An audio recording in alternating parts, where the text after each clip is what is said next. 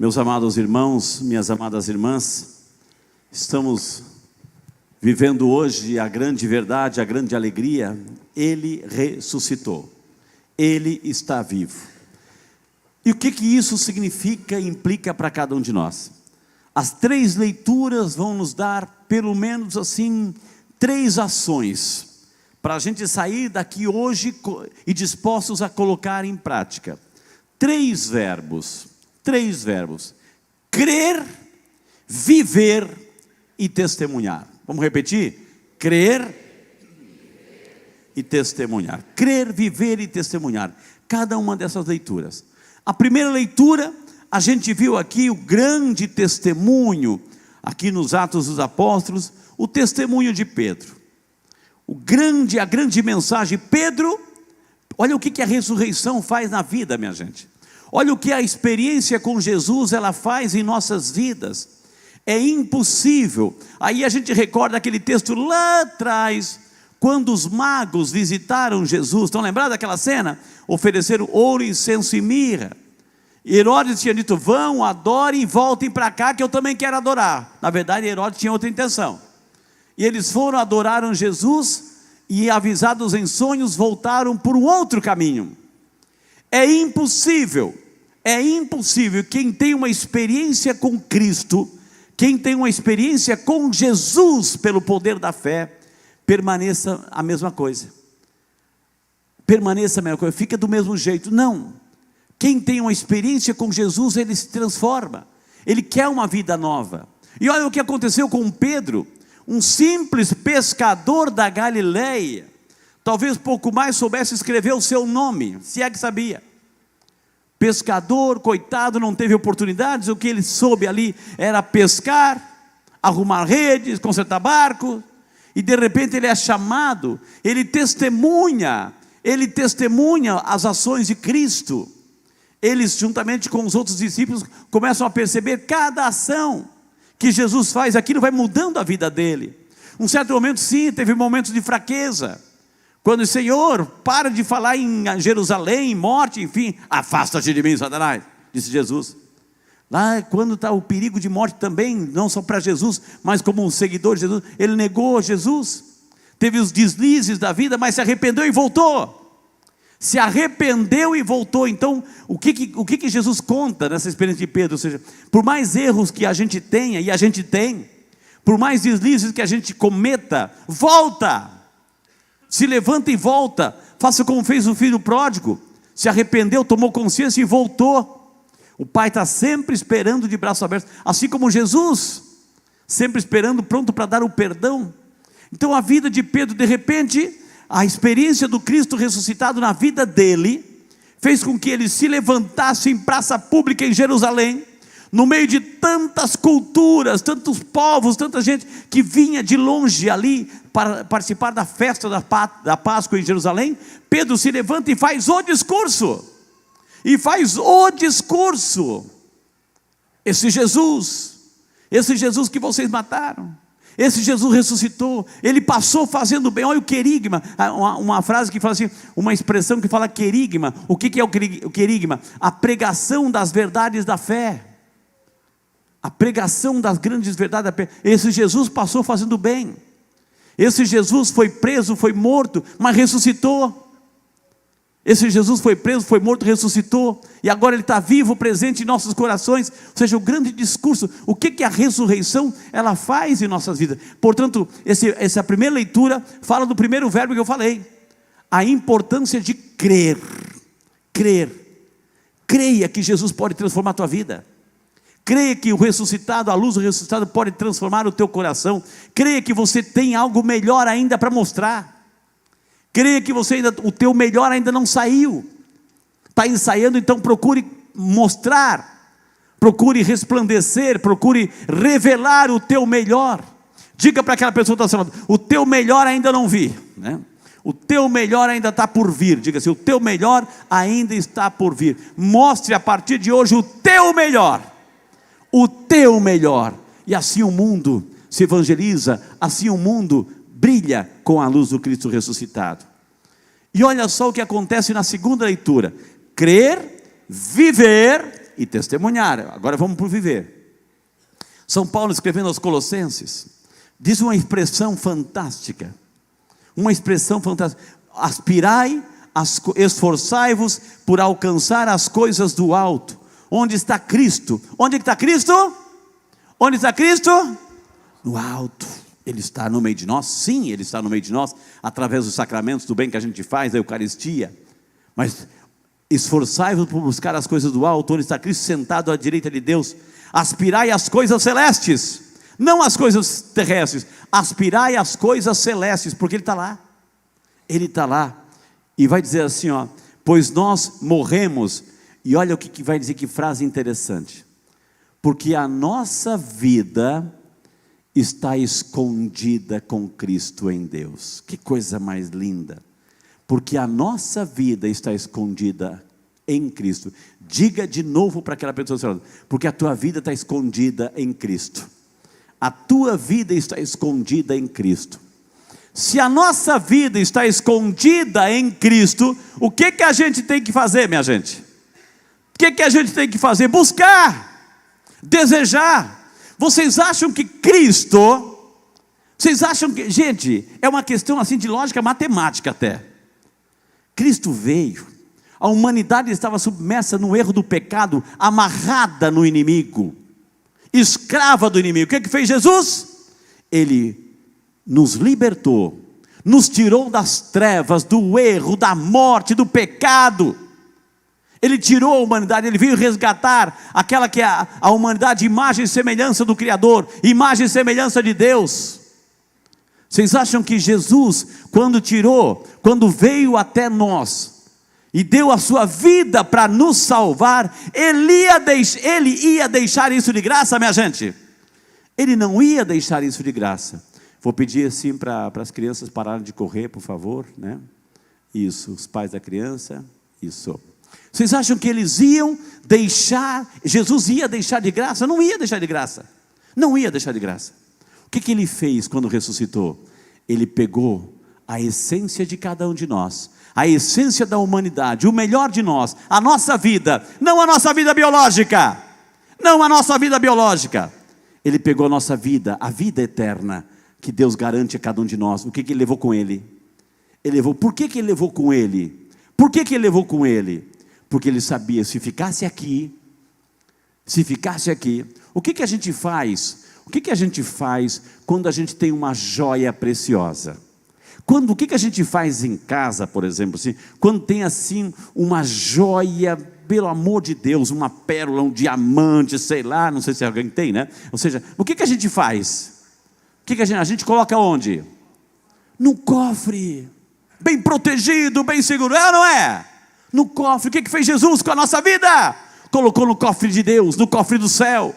Está lá, porque se Ele deixasse aqui, o inimigo ia pegar de novo. Porque o que é o inimigo? A nossa alma, a nossa perdição.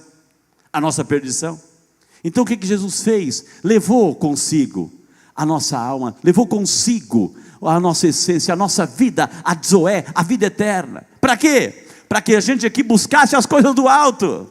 Aspirai às coisas do alto, não mais as coisas terrenas. Aspirem às coisas do alto, busquem as coisas do céu.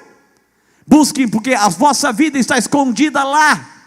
Se está escondida lá, eu tenho que buscar, eu tenho que desejar. Então eu tenho que viver de acordo com Cristo ressuscitado. A ressurreição de Cristo é a posição de Deus ao mundo. Se Jesus fosse um qualquer, um doido qualquer, um varrido qualquer, naquela época, nem nome a gente saberia dele. Mas se hoje a gente sabe, honra, louva, adora e busca, é porque Deus se posicionou, é Ele. O critério agora da humanidade é Cristo ressuscitado. O critério agora da humanidade é a ressurreição de Cristo. Então olhem para Ele. Se você quer acessar ao céu, olhe para Jesus, busque Jesus, faça amizade com Jesus, agrade Jesus, faça o que é o certo com Jesus, porque com Ele, o objetivo da nossa vida aqui é nos unirmos a Cristo, aqui, esforçar-nos por se unir a Cristo aqui, para estar com Ele para a eternidade. Então, crer e viver, falta um, testemunhar, é a terceira leitura do Evangelho de hoje. O que acontece aqui? Acontece já a experiência do Cristo ressuscitado. Maria Madalena corre ao túmulo. Corre ao túmulo e encontra o túmulo o quê? Vazio. Vazio. A gente tem o privilégio aí de... Nós preparamos um túmulo maravilhoso aí para a encenação. E eu disse assim, não, vamos deixar, porque tem tudo a ver com o evangelho de hoje, né? O túmulo vazio. Maria Madalena corre ao túmulo e não encontra. Aquela pedra já está removida. E o que ela encontra ali dentro? Aí ela vai, ela desesperada, enfim, angustiada, ela corre para avisar Pedro. Pedro estava com quem? Estava com Pedro? Quem estava com Pedro naquela ocasião? João. Pedro, talvez Pedro um pouquinho mais gordinho, mais ofegante, enfim, mais velhinho também, né? Corre os dois para o túmulo. E João mais novo, né? mais atlético, ele corre na frente, João. Corre na frente, quando chega na porta do túmulo, João não entra. Ele olha, mas não entra. Aí lá, chega Pedro, olha para o túmulo e entra. Ou seja, entre os apóstolos já começa a ter o respeito de quem é Pedro. De quem é Pedro. O outro podia entrar, não podia? Mas espera e respeita Pedro. E aí quando eles entram no túmulo, eles não encontram mais ninguém, não tinha mais ninguém ali. Não tinha mais ninguém. Eles encontram, o que eles encontram? Né? Eles encontram um pano, eles empanam o pano, o linho, né? O famoso linho, né? Eu vou tirar aqui para vocês. Eles encontram um pano todo, né, jogado no chão, aqui, o pano. Eles encontram também aqui o linho, né, que a gente tem o linho. E eles, diz o texto que ali do lado do pano, onde Jesus foi coberto, enfim, tinha um pedacinho, um outro paninho, colocado sobre a cabeça. E não estava amarrotado, jogado no chão. Estava dobradinho, olha só, estava dobradinho. O evangelista não colocou isso à toa, o evangelista não descreveu isso à toa, um detalhezinho. Detalhe para nós que a gente não sabe ler e não presta atenção no que lê, mas para o evangelho isso aqui revela tudo. Por que esse pano estava dobradinho? Lá está o linho, ó. Lá está o linho jogado no chão, mas esse estava dobradinho. Quem foi que dobrou? Quem foi que dobrou? Só estava ele ali dentro. Por que ele dobrou? Por que ele dobrou? Tem um significado isso. Tem um significado. Na cultura judaica, na cultura da época, numa refeição eucarística, a gente viu tudo isso. Numa refeição, se alguém está na mesa e se servindo, e de repente lá pelas tantas, eu vou subir aqui para o pessoal ver. Lá pelas tantas, alguém está numa refeição, e tem que sair por um instante. É comum sair, vamos colocar na linguagem de hoje. Alguém quer ir no banheiro, atender uma ligação, etc. Enfim, sai. Quando a pessoa sai, né? Quando a pessoa termina a refeição, ela joga o guardanapo, o paninho, de qualquer jeito, jogou. O que o garçom vai entender? Que eu já terminei. Eu já terminei minha refeição e pode recolher. Certo? Agora, se eu estou numa refeição, e lá nessa refeição, eu porventura tenho que sair. Estou dobrando aqui, tá, gente? Eu tenho que sair. E quando eu saio, eu dobro o pano, presta atenção, eu dobro o pano e deixo na mesa o pano dobradinho, o que eu estou dizendo para o garçom? Eu saí, mas eu vou. Entenderam o que Jesus fez? Entenderam agora por que Jesus dobrou o paninho e deixou do ladinho, dobradinho? Para que aqueles que vissem o túmulo, e Pedro viu, João viu, Madalena viu, logo entendesse que ele saiu, mas um dia ele vai voltar. Pode colocar lá de novo, por favor, né? Adriano, ele saiu e um dia vai voltar. Então qual é a nossa missão hoje? É esse testemunhar Jesus. Eu tenho que testemunhar, eu tenho que viver essa vida nova. A gente viveu essa Semana Santa com tanta intensidade, tantos testemunhos de bênçãos, de graça, de conversão, de emoção. Isso não pode ser esquecido, simplesmente só um sentimento. Isso tem que ser transformado em atitudes de vida. Eu tenho que sair daqui hoje melhor. Buscai as coisas do alto, aspirai as coisas do alto. A minha vida está escondida com Cristo no céu, então eu tenho que desejar essa vida. Eu tenho que viver agora, não mais, opa, que bom, terminou a Semana Santa, que bom, né? E volta aquela vidinha de sempre. Não, é a luz do ressuscitado que tem que transformar a minha vida. É a luz do ressuscitado que tem que mudar a minha conduta, a minha atitude. A partir de hoje, a partir de agora, eu não posso ser o mesmo. Eu tenho que mudar, eu tenho que fazer com que Cristo, essa luz do ressuscitado, toda a ação que Ele fez na cruz, a morte de Cristo na cruz, tem que transformar a minha vida. Eu tenho que sair pessoas melhores daqui. Coloque a mão no teu coração. Faz um fundo musical, coração. Feche os seus olhos.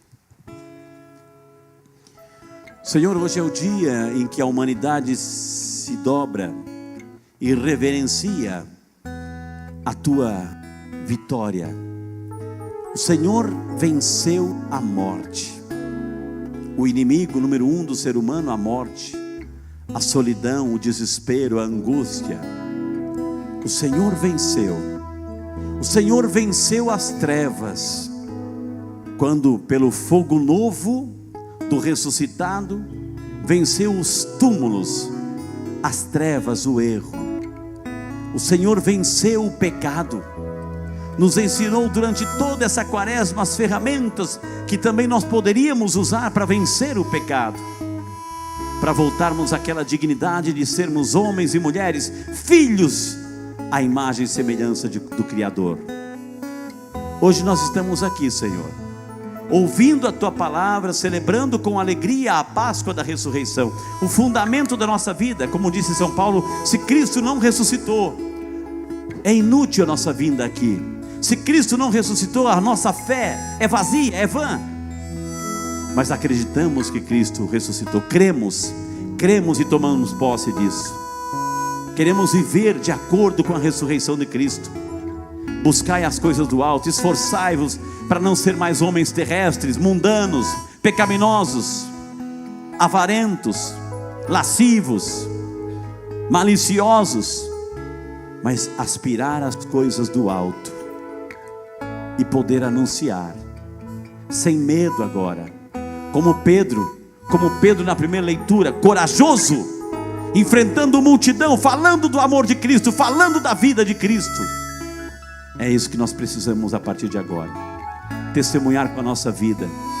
As pessoas precisam saber que eu tenho fé, as pessoas precisam saber que eu sou cristão, as pessoas precisam saber que dentro de mim existe uma identidade católica, que crê, que participa, que vem à missa, que cultiva, que reza em casa. Essa é a ressurreição que vai acontecendo no dia a dia. Essa é a aspiração do alto que eu vou desejando, almejando e buscando a cada dia. Então, meu amado, minha amada, a partir de hoje, depende de cada um de nós, honrar tudo aquilo que Jesus fez. Como é que eu honro? Com a minha vida, com a minha conduta, com a minha fé, vivendo sob a luz do ressuscitado, e não mais sentindo saudade do pecado e viver debaixo da escuridão, das trevas, do erro, do pecado, do egoísmo, mas viver debaixo da luz do ressuscitado, para fazer valer a pena na minha vida tudo que esse homem fez por mim, ao morrer na cruz, ao entregar a minha vida, para que eu tivesse vida e vida em abundância.